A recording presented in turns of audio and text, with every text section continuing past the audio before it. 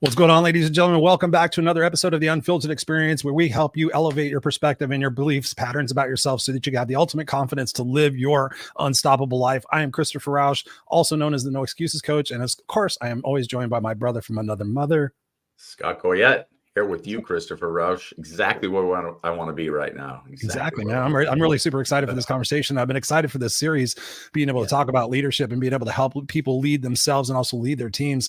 And we've had some pretty amazing conversations already that have stimulated my ideas about when I was in leadership and thinking about some of the things I could have incorporated in my life. So I'm excited to have our guest on tonight and be able to talk about that and see what it is we can do to illuminate people's perspectives about how they can lead themselves and perhaps lead their families and lead their teams, of course, if they're in that capacity. So, man, it's been a great week. What about you? All good, all really good. And to the point you just said, when you're in leadership, Chris, I think you're in leadership right this very moment. So you're just looking at it from a corporate perspective, but we're all leaders in every moment. So that's why I wanted to do this series, is so that we can realize that the way this world changes starts with us, and it starts with what we're doing. And when we're leading by example, this world can change in a big way in a hurry. So that's what I've been doing, man. I'm out there trying to practice what I preach, lead by example. I don't know if I'm doing great at it, but I'm trying my best. So, yeah, I mean, it's all about the capacity of really being intentional about it. And I think that's one thing we've learned from the people we've already spoken with is that intentionality. Like, am I willing to get better? Am I willing to go outside of my comfort zone and try new things and be open to new possibilities and opportunities? I mean, a lot of people now are using ChatGPT, and some people have controversy with it, but there's another resource to be able to say, how can I become a more effective leader? You know, asking it questions. My buddy's been asking it a ton of questions, and he's getting some amazing answers, and he's actually applying that because he's excited, thinking that's like, it's telling him the right stuff as opposed to it's the same thing you're going to find in Google. So yeah, it's just all about how that openness and that receptivity to jump off and do different things that you haven't done before in order to get different things that you haven't got before. Yeah.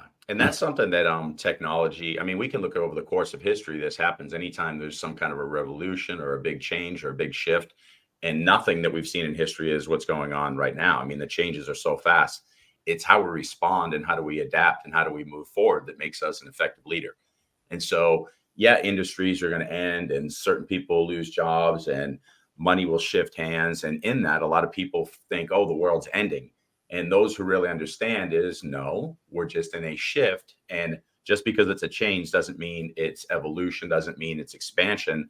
Leaders help us figure out how it's expansion, how it's evolution, how it's a positive. So it's growth versus just simple change. So the person we've got on here, I had a beautiful opportunity to share some time with him in Colorado. We got to have him on the show here before. And when I was thinking about leadership, some of the conversations that he and I had about leading by example, you know, doing what you say you're going to do. And if you make mistakes, being honest about it, moving forward. And sometimes we have an assumption of what leadership's going to look like for us, because here's how we're going to plug into the world. This is how we're going to be leaders. And then something changes. Yeah. And so this guy gets that. This guy gets that tenfold, because his vision of how he was going to lead shifted in a way that maybe is not the way he wanted. But I'm so glad it's the way it is, because that's how we got to meet him. And he's beautiful as is. Our awesome friend, Guy Brilando. Hi. Welcome to the Unfiltered Experience. What's up, brother? It's great to see you. Intro. Yeah, great to see you guys again, too. Awesome. So I got to tease Guy real quick, because we had a really fun time doing a hike when we were both a little bit injured. He's a really awesome leader, except he's not that good at hiking and directions. No, I'm messing with him. We got lost, and I think he and I thought it was fun. And the other guys with us were like, "Can we stop being lost?" I was like, "This is cool. This is more hike time." He's like, "Take a left, take a right," and I'm like, "I'll follow him. I trust him." And we ended up in the middle of nowhere, but that was a great hike. So I did it. That was fun. No, that's the firm confirmation of the blind leading the blind, I guess. Yeah, something like that. There's a GPS app that, like, you know, I use trails.com, so I just stay on the trail. I just follow the little trail and make sure I don't get lost. That was my plan. Yeah. I think, all jokes aside, we were having such a good time. You know, when you're having fun and you like forget like where the time went, you know, you're having a drink with your buddy and like, oh my God, I told my wife I'd be home like 4 hours ago. It was one of those things where we're walking, having fun, and our bodies probably were going, hey, you guys can stop anytime now. But we had to keep going because we weren't back to the car yet. But it was. Yeah, I had a bad calf. I think it was your back, right? I just flipped the snowmobile. We probably shouldn't have gone on a long hike, but it was awesome. Yeah, it was supposed to be like a mile, and it turned out to be 6.5. Well, it started, we weren't even going to hike because we were hurt. We're like, let's just go meditate somewhere. And then it turned into a gentle hike. Then we saw that beautiful reservoir. Then we're like, let's check this out. And suddenly we're like, a day later, we're still going. Yeah, So let's what you go guys this did way. as leaders, you adjusted your plans accordingly based on what it is that you were presented with in front of you. Absolutely. Yeah, and we had compliant followers. It's funny because when they tell the story versus me tell it, I'm always like, that was fun. And they're like, man, I was really exhausted. Like, why were we still walking? I'm like, I don't know. It's just an adventure. So It was an adventure. Yeah. You got to push yourself outside your comfort zone. And I think that's one of the things that so many people have an expectation of, well, I expect this to be that. And then when you go outside that expectation, that's where the true growth really happens. I mean, both as a leader and as a follower. I've known that my leaders have taken me through situations, both personally and professionally, where I didn't want to necessarily go. I had an expectation I was going to stop here, but their expectation was like, no, I'm going to push you to grow you so that you get outside of that expectation and you start to see what the real reality can be for you when you go outside that perceived limitation, if you will. And I know we're going to talk about limiting beliefs on here. So yeah, I'm excited. No, I think you nailed it. I really do. I mean, that's what a leader is going to do for you, right? It's help push you outside your comfort zone. But just think about it from a personal perspective. When you're leading yourself, you got to push yourself outside that comfort zone. So a leader being able to do that for other people is because they've already done it for themselves. Amen. And how do we do that? I mean, when you think back on your career, Guy, where do you think that there was a pivotal point where you learned that process and you learned that rule? I'm still learning it. I love that. You use that word evolution. It is an evolution. It is an evolving and growing through that process of trial and error. And where I think a lot of people fail and don't understand about leadership is you don't try it one or two times and think, all of a sudden I'm going to be successful. No, leadership is trying and failing, getting better a little bit each of one of those steps of the way until you gain all that knowledge and wisdom. So when did that shift happen? I don't know. It's one of the biggest ones was leaving the military and then starting a business and learning that there's different types of leadership. The positional leadership of the military is very different from having to lead people, say at a church or something like that, where it's all volunteers. I mean, you got somebody that is an employee and you're paying them to do work. It's still a different type of leadership. And I think we all recognize good leaders and bad leaders in all those positions, regardless of what position the leader holds.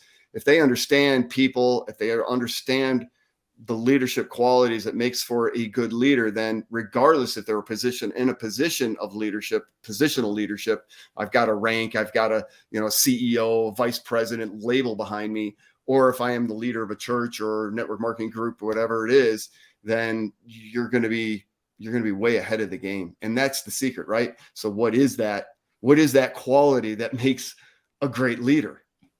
That's what I want to talk about, because, Chris and I are always talking about, identity. I'm always sharing, you have a tight mission, you have a vision, and you've got your identity. And what throws you out of balance is when your identity shifts or your vision shifts. And so identity could shift where you lose a job, or you don't attain something you expected to, or there's a breakup, or somebody passes away and your identity shifts.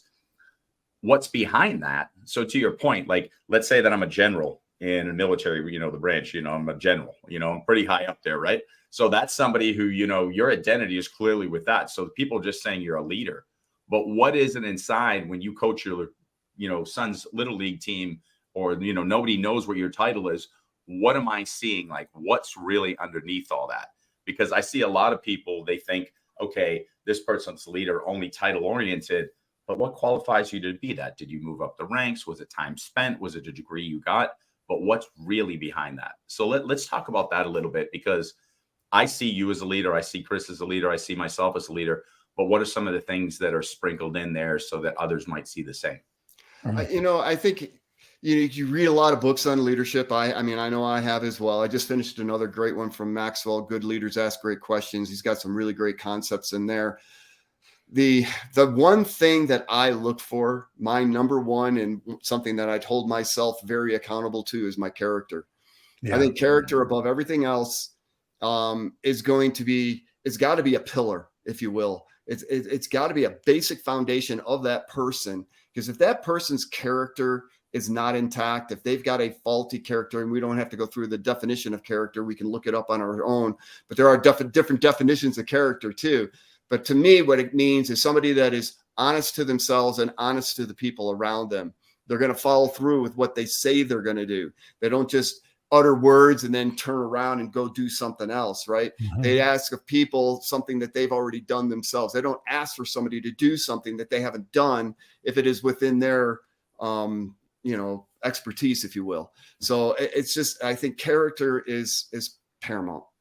I love that. I love that. When I think about character, one of the first words that popped in my mind was authenticity, because I know as I was coming up in the ranks, I was told to be, you have to be this person, you have to portray this person. And I'm like, no, I'd rather be authentic to myself so that I can build that connection with my team so they know, like, and trust me. And that's something that I battled with some of my leaders early on, was the fact, like, just let me be me. Like, I know that through my character and through my standards and my values that I won't ask somebody to do something that I won't do myself. That built that connection with people to want them to do things on themselves, because I know there's different modes of different leadership. And I found that co-creative leadership aspect of co-creating the goals, co-creating the opportunities for everybody, that really solidified my establishment as being a great leader. Talk to us about that. Talk to us about some of those books that you've read and some of the things they talk about, the emotional intelligence standpoint of being a great leader. Yeah. Do you hear a lot now about that emotional quotient, right? And it is really, really important, because that's another thing you're going to look for in that character. Is this person fly off the handle at the least little thing that goes wrong, or are they very stable in their persona and their character? And emotions have a lot to do with this, especially if you've got a high pressure type of leadership position, or you mentioned the little league coach, right? And then, if you allow your emotions to get involved into that, bad things can happen, and it's not good for the kids that are looking at you as the leader, right? So being able to have a stable emotional quotient in their part of that character, I think, is incredibly important. There's so many great books. One of my favorite books is 21 Irrefutable Laws of Leadership. That's also by Maxwell. He covers a lot of different things in that book that, surmises a lot of different aspects of leadership, a lot of the pitfalls of leadership, if you will, as well. And another one that I really love is Launching a Leadership Revolution, and that's by Orrin Woodward and Chris Brady. And they're a couple network marketers, which is the industry that I'm in full time now. And they bring not only all the kind of stuff that Maxwell's talking about, but what I really love about it is they understand what it's like to lead an all volunteer army. And it is totally different type of leadership than having a job or a positional leadership, if you will. We talk about character, you talk about the emotional quadrant, people put on archetypes, well, I'm the vice president of this company now, I just got this promotion, so now I'm this, and they step into a different archetype, or they walk into that office and they step into a different archetype. Not necessarily a bad thing if it's kept in check and it's done with awareness. But if you step into an archetype and you believe it, and that is who you are, and you start pushing that down onto other people, people are not dumb. People are going to see through that in a heartbeat, and you're going to lose trust. And that's terrible for a leader, losing that trust, because it takes forever to get it back. I like that. I always call those vehicles, Guy. One of the things is, like, one of the vehicles I move through this life with, where there's a father, one's a friend, one's a podcast host, one is a professor. And so some people have difficulty taking that VP hat off when they go home, or when they're talking to somebody about something outside of work and saying, hey, is everything going on okay at home? I'm going to take off the VP hat, and for a moment, I would just want to connect with you as a human and go, this is off record. I just want to make sure everything's working out. Like, am I doing what I need to do here, supporting you outside of here? Questions like that. And you're right. Some people bring that home, like, I'm still Mr. VP or whatever. And if you lose that, your identity's gone and all your leadership goes with it. So again, I love the idea of character. I love the idea of becoming our best selves and messing up constantly. One of the things we were talking about in my business class the other day, and I think it'll be pertinent to talk about right here, is realizing that idea of character or authenticity or genuineness comes with mistake after mistake after mistake, and exposure to your incongruency with self. So the day that you find out, like, hey, these animals are treated poorly, but I'm still eating the meat. Now it's on me. You know what I mean? So Right. now I've got to make a decision. Do I not eat meat anymore? Do I eat pasture raised? So we're constantly getting new information and adapting. Talk about that as a leader, because I think a lot of people think leaders are very static, and it's completely the opposite. They're like, oh, that guy's solid, he's strong. I feel like it's exactly the opposite. It's constantly dynamic and moving, and every single day I'm a different person. Talk about that a little bit as a leader. Well, you guys both kind of touched on that, and it's about becoming better ourselves, right? I mean, because we got a leader of one, a leader of many. If I can't lead myself, I can't lead any, right? So if I can't lead one, I can't lead any, meaning myself. So you're right. It's totally flexible, and it's totally constantly changing. And I think you said something else in there too, you know, about making mistakes. And one of the things I think that is people that, going back to this archetype thing, people that believe that they cannot show weakness, they cannot show that they made a mistake or something like that, they're in an archetype that is not beneficial to them or the people that they're leading. The more humble you can be as a leader, you maintain the qualities in your character, but you're also being upfront and honest with the people in a very respectful way. You know, let's say I as a leader, I made a bonehead decision. I mean, I thought it was the best decision at the time with all the information I had available to me, but it turned out to be not such a good decision. I owe it to my people to go, hey, you know what? I'm not going to shift the blame on anybody else. I'm not going to shift the blame onto the people that gave me, that I used the information to make that final decision, but because I still made the decision. But I'm going to own up that I made the decision. So now we're going to go back and go, okay, why did I come to this decision? What could we have done better in this process? We're going to have an open, honest discussion with the folks. And I think that's one of the things that all of us have witnessed in our periods of time. I know my 20-year military career, flying for Southwest Airlines, you see it all the time. And now as a network marketer, is people that can own up and have that open communication. It's very easy to recognize a poor leader or a bad leader, right? You're going to go, oh man, I didn't like this about this guy. I don't like this about that guy. And then you ask, well, what is it about this leader that you really like? It's usually going to come down to character, trust, and his ability to have the relationship with people, understanding people at a relationship business, he or her. So I think that just being honest. And because when you're doing that, now you're also getting more input from the others, you're learning more, and you're building even greater rapport with the people that you're working with, and they can understand it. I have a really hard time. I've gone through this multiple times. I'm actually going through one right now where a person of leadership position feels that he is in the right with everything that he is doing, and he's unopen to listening to other sides of the story. And I think that is a very poor quality of a leader. Really what you're talking about, Guy, reminds me of this specific incident that I had happen in my workplace years ago. I was director of operations for over 20 years, led multiple teams across different continents. And there was this one situation where my HR representative notified me. She goes, we're going to be conducting an investigation about you. And we have to tell you, don't ask any questions about what's going on. Somebody's made a complaint about you. And I have a very open and honest relationship with my team. So I was really surprised to hear this. So first thing I did was I notified my boss who was out of town and said, hey, by the way, this thing is going on. I'll stand back and I'll trust that this whole process is going to work itself out, but everything's going to be fine. There's going to be, the truth is going to come out. And what happened is they actually started conducting the investigation in more of a wagon gathering kind of situation. Like, has Chris ever made you feel like you weren't smart enough? Has Chris ever promised you something so it became this wagon gathering thing. And unbeknownst to my team, they were answering honestly, well, yeah, Chris did this and Chris did this. And so it became this whole entire thing. And then as it became more of an entire thing, they're like, Chris, we want you to, keep a distance from your staff. And I was like, what's going on? And I sat there and I thought, what can I do to handle this situation of stress and overwhelm to be able to set the example for them that once this is all over, once the dust clears, that they'll have even more respect for me, even though I don't believe that I did anything wrong. And so the ultimate fallout was it was a few people that were disgruntled about expectations that they had set for themselves that were recently realigned in their annual review. And so what happened was it was a bunch of misunderstandings. And so what I told the team, they said, okay, Chris, the investigation's done. You're fine. We realized that, there was just some distorted opinions about you. And I said, you know what I'd like to do? I'd like to get everybody in a room, including yourselves, including my boss. And I want to talk about this.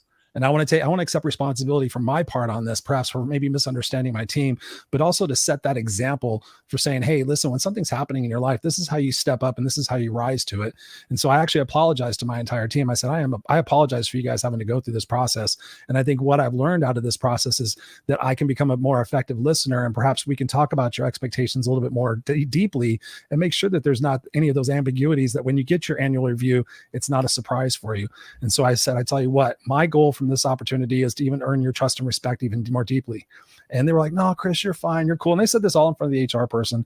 And so it caused me to sit there and think about, in those situations of stress and overwhelm, what it is that we can do for ourselves to be able to set that better example. What are your ideas on that? Because there's so many leaders out there, they're doing more with less. They're leading different generations in the workplace. We know we've heard about Generation Z, being the quiet and the quitting generation. We got Gen Ys, we got millennials, we got, Generation X, we still got baby boomers in there. How do we help people handle that chaos and that stress and overwhelm in their life, whether it's in a personal situation or in a professional situation? What are your thoughts on that? That's a great question. What a great story too. First of all, people are people. I don't care what label we want to put on them. People are they're individuals, and each person has a soul. Each person has their own individual spirit. And that's what we want to connect with as much as anything else. Your story just had me think of care enough to confront, because another thing that a leader will do, a good leader will confront, right? They are not afraid to turn, or they won't turn and hide. They're going to go, okay, great. Here's the information. Let's hash it out, right? Let's get this all out on the table so that we can get beyond the BS. And we know where all of us sit. We all know exactly where each person is. And if you got any kind of rumor stuff going on in the background, or this going on over here, and you're not confronting that, you're just waiting for a big explosion to happen, right? Yeah. So I think that's really important too. And the leader, one of the other things, and it's part of character, is that they don't turn around and run cowardly, right? They got the courage, and they've learned this. And maybe some people have a natural innate ability about this, but I do believe it's something that everyone can learn as well. And that is, when a challenge arises, confront it. Yeah. Don't push it away. Confront it now. So when you start talking about these different generations and the different challenges that they're having, and they absolutely are, and it's a social issue I think we've got going on, especially in this country right now. It's a disaster. And that could be a whole nother series, right? Exactly. Talking about all the things that are kind of mixed up. But if you keep in mind that they're people, and try to connect with them authentically. You said something else, Christopher, in there that was really important about asking questions, and asking good questions, and then listening to the response. Don't ask it just to be asking the question. Be literally there to learn from the other person so that you can understand better how to relate with what's going on in their life, be able to address their situation. Maybe they're not a right fit for the organization. Maybe they need to be let go. Even as you like them as a person, everything else, but they're not performing. I mean, it comes down to performance, right? So if you're not performing in this job, if you will, then it might be time for you to move on. But before we get to that point, if we confront it early on, then maybe we can help you grow so that we don't have to let you go, but you actually grow so you can stay and become better. And then you've gained some wisdom and knowledge that you can pass on to an underling as well. See, I love that a lot, because I think this happens in relationships, one-on-one relations, small groups, families, organizations. We have a tendency we sit here and we want to, allow ourselves to build up resentment behind the mask. So we're like, well, Chris is always doing this, and that's why I couldn't hit my numbers. My wife is always saying this, and that's why I'm this. And we walk away from the accountability. And so I'm hearing that loud and clear. I think a really solid leader will confront, connect, and say, what is it that you really want? Why are we starting to look outward for why things aren't working instead of looking inward? What can you do to control the situation?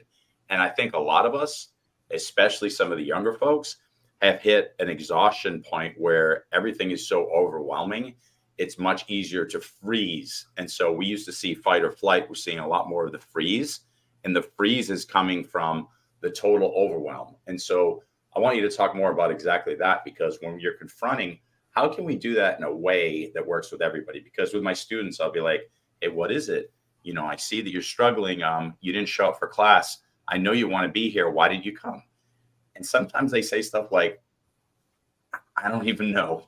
I was just felt so overwhelmed. I thought it was too late. I'm like, do you still think it's too late? So talk about that. What can we do to kind of bring people back to center as leaders by both example, questioning, and that idea of confrontation in a non-aggressive way?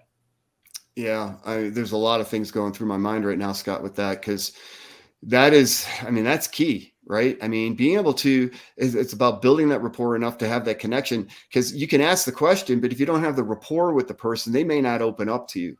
And as a leader, or if one taking the lead in this conversation, you have to recognize that, and you have to keep working at it until you get that rapport. How do you know you got the rapport? You're going to see it in the body language first. All right. You're going to see a relaxation within the body. You're going to see the eyes soften. You're going to probably see the corners of the mouth soften. I mean, these are probably way beyond what the average person is looking for, but subconsciously you're taking it in anyhow. And if you're looking for those kinds of awareness cues, now you know you started to bridge that gap. Before hitting a hard conversation, I like to call them crucial conversations. Before you hit a crucial conversation head on, you got to build that rapport first. You got to get that person to the point where they're going to be wanting and willing. So how do you do that? Well, you could talk about the weather, right? I mean, you could talk about what's going well in their life, right? Let's start on the positives. Let's get them talking about themselves.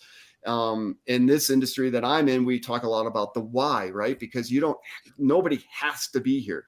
They're doing it for their own reasons. Their own why is what we call it, right? What is driving them to want to show up and get very little money in the beginning for the promise that big money is going to come at the end. So when you got somebody that's, maybe a little not performing well, or is down in the mouth, if you will, or something like that, and you pull them aside to have a conversation with them, you want to get them talking about themselves first.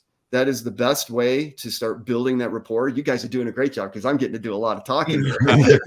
So I love you guys, but it's true. When you get a person to be able to start talking from their heart, something that they're very passionate about. Maybe they love animals, just pulling something out of, hey man, I saw this really cool thing on this Facebook reel. Can I show it to you? And you show them a picture of a dog, and they're really into dogs. And you're just showing a little bit of different kind of concern instead of just coming from this authoritarian leadership position, and then you soften them up a little bit. And well, how did you get interested in dogs? How did you like dogs? What is it about dogs that you relate to? And then you can start working that through questions, Scott, into the job or into the situation that we're really trying to narrow down. Is this is this the shortcut? Obviously not. I did a lot of work with horses. And horses, and I don't stick with me because it will make sense. Horses think different. Horses are always looking for a leader. I probably learned more from working with horses about leadership than I did from reading any book that I've ever read, because a horse, it's got a mind of its own. And if you're not the leader it's looking for, bye-bye. It's not going to pay any attention to you. It'll kick you off its back. It'll run away from you or anything else. But if you're able to bridge that spiritual connection with that horse, what happens is they talk about it joining up. The horse will actually come in, and the horse will actually approach you and touch you. And when that touch happens, you just got instant rapport, and now that horse will follow you anywhere. So that kind of relates to what I'm talking about. We as humans have a very direct line way of thinking.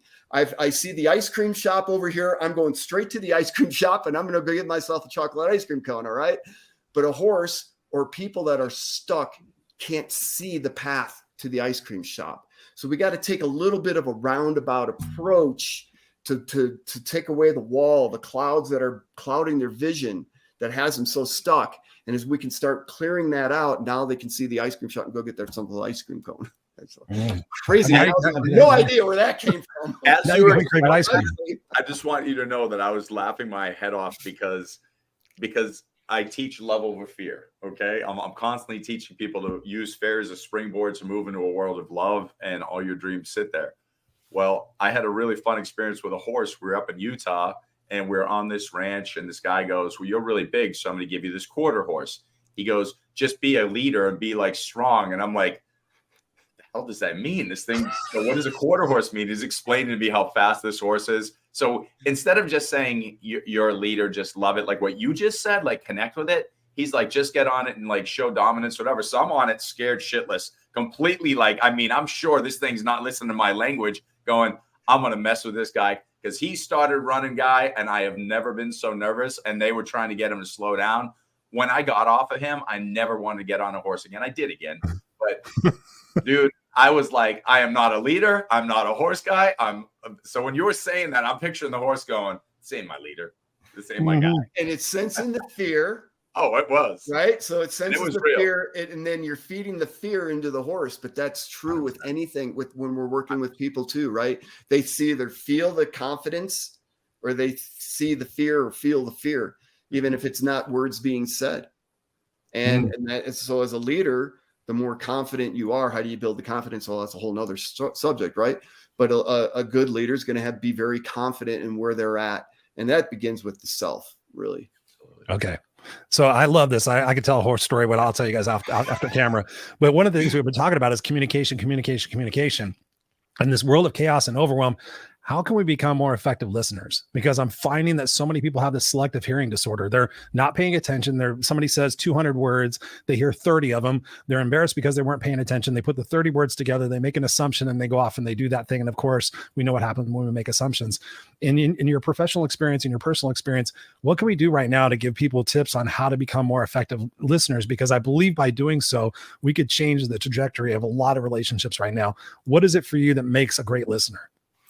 It's interesting. I was in a meeting or something, we were in the military, a big, large group. And the commander, whoever it was up there giving the lecture or the speech, and somebody got distracted. And I mean, everybody else is paying attention, but one person got distracted and he just stops. And he goes, okay, obviously what one person's doing in the room is more important than what I have to say. Anyhow, that just really resonated with me. And I do it with my wife all the time. I'll be like, hey, I got something really important to tell you. She goes, okay, yeah.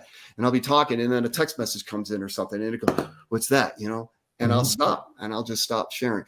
But that's what I do as a leader now. If somebody's not paying attention or I notice they're being distracted, then I will just pause and I'll wait to see how they respond. It's amazing. Try this sometimes. People will wait 30 seconds before they even realize you stopped talking. So you're right, Christopher, the selective hearing is very, very real. So what can we do to be better listeners is, first of all, be aware of it, right? Yeah. Aware of it when somebody's talking to you and the text message comes by and you don't even notice the text message, right? So it starts with being aware of, it's so easy to be distracted. How do you become aware? It's just asking yourself those questions. Am I a good listener? What is a good listener? You got to ask yourself those questions and then go back and replay maybe some crucial conversations, some other conversations where maybe there was misunderstanding, and take ownership of it. Did I really listen to what was going on? Did I really understand that? And if it wasn't, or if you do feel that maybe I didn't get it all, again, care enough to confront, hey, you know what, Christopher, I got to apologize. I had a lot on my mind. Not sure if I really understood everything that you were saying. Can we start this conversation over again? Can we have this conversation again? Something along those lines. But how to train yourself to be a better listener is to train yourself to be able to focus on one thing at one time. Zen, I would never forget. I mean, I didn't study Zen or anything, but I read a book on Zen philosophy when I was a young kid in college. And it was all about focusing on what you're doing. If you're having your meal, you focus on your meal and not focusing on your meal and doing this kind of thing, right? If you're in a conversation, you're in a conversation. There's nothing else around. So you get a lot of it's got to be training, because we got the habit now of being so distracted. Yeah. And this world this world we live in right now is all about distracting you. That's its job. That's his job. You brought up an interesting, like the flip side of something that I do to try to help people with this, because again, somebody who's ADHD themselves, I mean, I put a lot of focus on being present, with people, and sometimes I fail, like I remember Chris and I were doing a podcast out in LA, and literally a squirrel went by, like the ultimate environment, like squirrel, like right in the middle of the podcast. Like it's almost like metaphorically flawless. But you know what I do with my students a lot is I stop and I understand that there's a lot of different people, try to meet people where they're at. So I'll ask different questions. Does that resonate? Mm-hmm. And I'll sit and so I'm like, in what way? And so if somebody like nods, I'll go, in what way? And they're like, well, and so then they get chunks to learn to process, to come back to center. Because I think one of the things that's easy for us to do too is we're going like this, and then we're like, and then we just kind of lose. But if you come back and you're like, well, how does that resonate to you? Does that make sense? What doesn't make sense? And so I'll ask those questions to kind of bring them back to center. So I almost feel like I'm helping to train them to listen in little like bites so they can do downloads. And I know for me, if I sit there for a long time, I start telling myself stories or doing this, like I'm listening to you. But then all of a sudden, when you said the horse thing, if I was watching this podcast, I would go, I remember the time I was in Utah, like. And so you've got to figure out, come back to center. Why am I watching this podcast? What's the value of it? Why am I here? And so I get it. So let's talk about maybe some ways that we can even self-train, because for me, I know it's taking it in little bits and then coming back to center. So I'll even ask myself, does that make sense? Does that resonate, Scott? Why are you listening? So talk about that. Is there any other like tips or something that we can like download chunks, or I don't know? Yeah, I think it's got to become a practice. That's the only thing that's popping in my mind right now in that regards is it's got to become a practice, and be aware when you're doing various things. Do you putting your full attention in it, or, multitasker? Fighter pilots were known to be multitaskers. We had to be for our job, right? I mean, that was one of the things. But multitasking, it's been proven you cannot multitask and be as efficient if you're just focusing on one thing. So it's a matter of being able to focus fully in one area and realize what's causing a distraction from that focus. I'm sure there's probably, maybe games or puzzles or something like that is something that you really got to focus in on. But I would say with the people that you care most about, and just when you're having a conversation with them, focus on that conversation, even if it's just for 5 or 10 minutes. Don't allow yourself to be distracted. And if you do get distracted, instead of just going, "Whoa, I just got distracted," own up to it. Because the more you own up to it, the more it's registering in different parts of the brain going, "Ooh, that didn't feel good."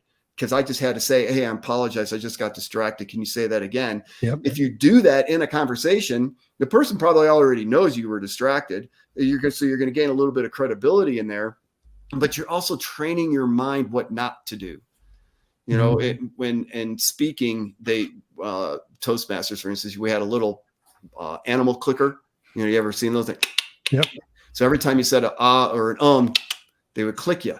And that trained the brain to reduce the amount of ahs and ums. So it's the same thing. Anything you can do. And I think, having not thought about this ahead of time, Scott, my number one thing would be every time you're engaged in a conversation, you're paying attention to that person. If you ever go to a big event and you got a very famous speaker out there, say a Tony Robbins, I don't know, anybody, and you watch them afterwards talking with the people in the crowd, they never waver their focus away from that person.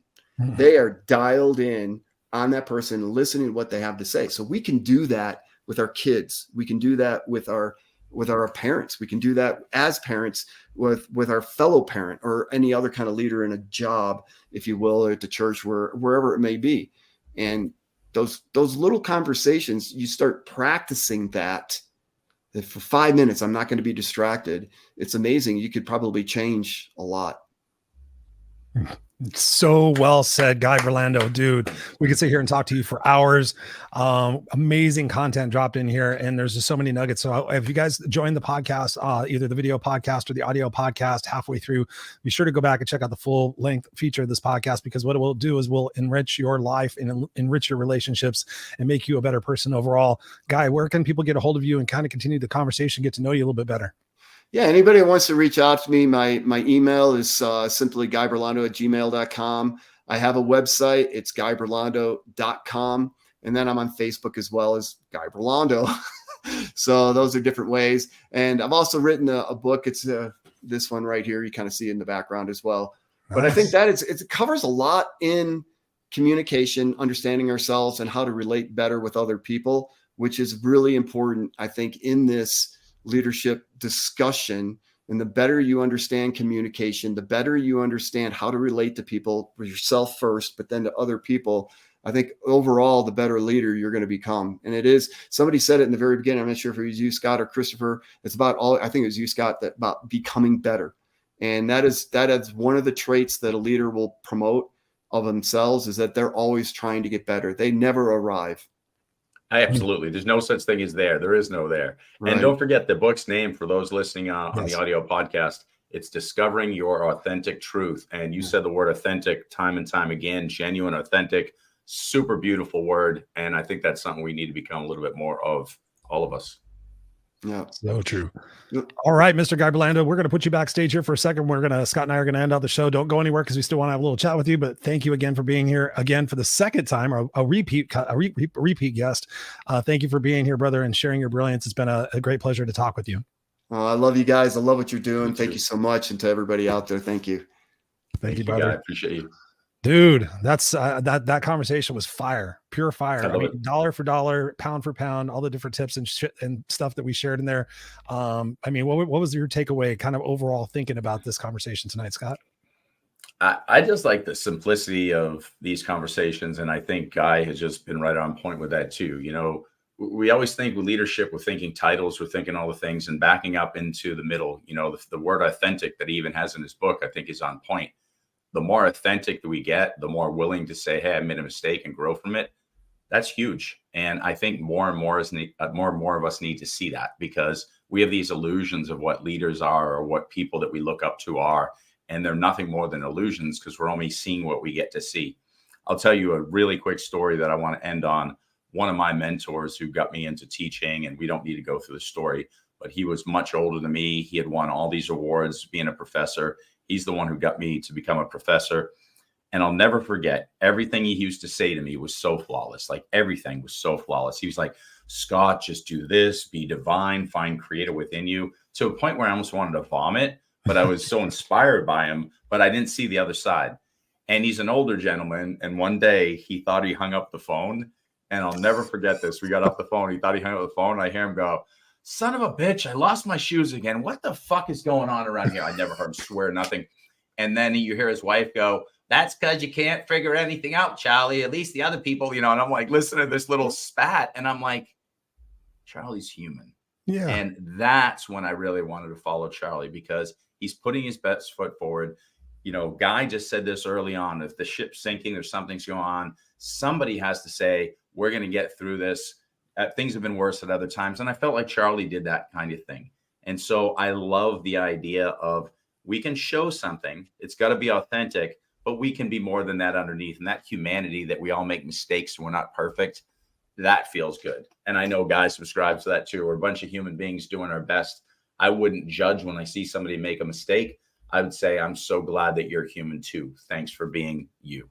Mm-hmm. I would agree more. I mean, the things that I've done in my life and my career, being that authentic person, being able to say, hey, listen, I screwed up. I made a mistake. What can I learn from it? How can we do this different next time, has earned me so much respect in my workplace as a leader.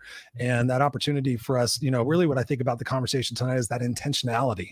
Right? We talk about it all the time, Scott. You know, am I being intentional? Do I care to really listen to this conversation? Do I care to become a better leader, whether it's in my home or whether it's in my workplace or whether it's just for myself and my independent business? What is my intention? And am I willing to go take that imperfect action every single day to grow from that? You know, so many people are sitting there, they're afraid to make mistakes. They're afraid to look bad. Oh, I have to look like a stoic leader. I have to put on this presence. You know, what we're talking about here is being authentic and saying, hey, listen, I fucked up. Yeah. Screwed up. Here's what I did. Here's what I need to learn from it. I apologize. It was my fault. What can I do to make it better?